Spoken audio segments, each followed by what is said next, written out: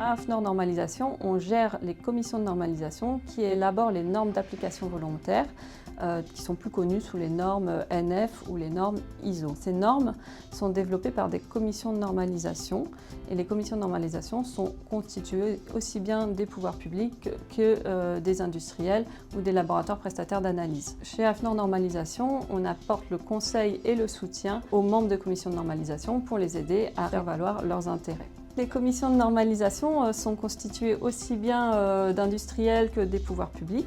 On y retrouve par exemple des producteurs de protéines végétales pour la commission de normalisation protéines végétales, mais aussi des laboratoires prestataires d'analyse, les pouvoirs publics. On peut trouver aussi bien des ministères que des laboratoires officiels de contrôle. On trouve aussi des centres techniques ou des centres de recherche et parfois il y a aussi des associations environnementales qu'on retrouve dans les tours de table. Il est important en fait pour les industriels et pour les acteurs du secteur des protéines végétales, qui est un secteur en pleine structuration, avec aussi bien des startups que des grands groupes, mais aussi des nouveaux produits sur le marché, de connaître le contexte normatif qui entoure leurs produits. Il y a des réglementations déjà existantes, telles que la réglementation sur l'étiquetage, mais il y a aussi tout un contexte normatif qui entoure ces réglementations, qui est en pleine évolution. L'ensemble des acteurs peuvent intervenir dans la rédaction de ces normes d'application volontaire. Je vais vous expliquer les enjeux, les discussions et les travaux en cours.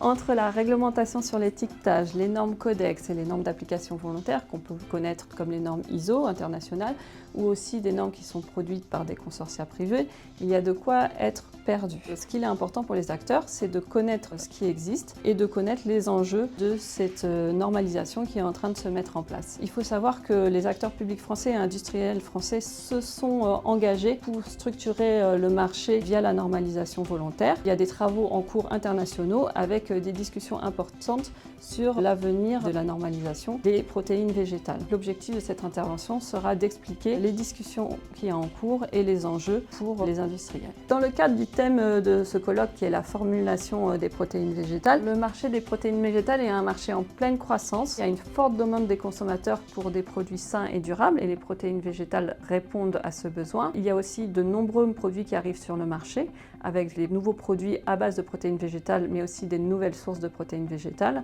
et des entreprises très diverses avec aussi bien des startups que des grands groupes. Ce marché en pleine expansion est en train de se mettre en place et de se structurer. La normalisation est en train de se mettre en place et il est important pour les acteurs de la filière de connaître les enjeux pour positionner au mieux leurs produits sur le marché national et international.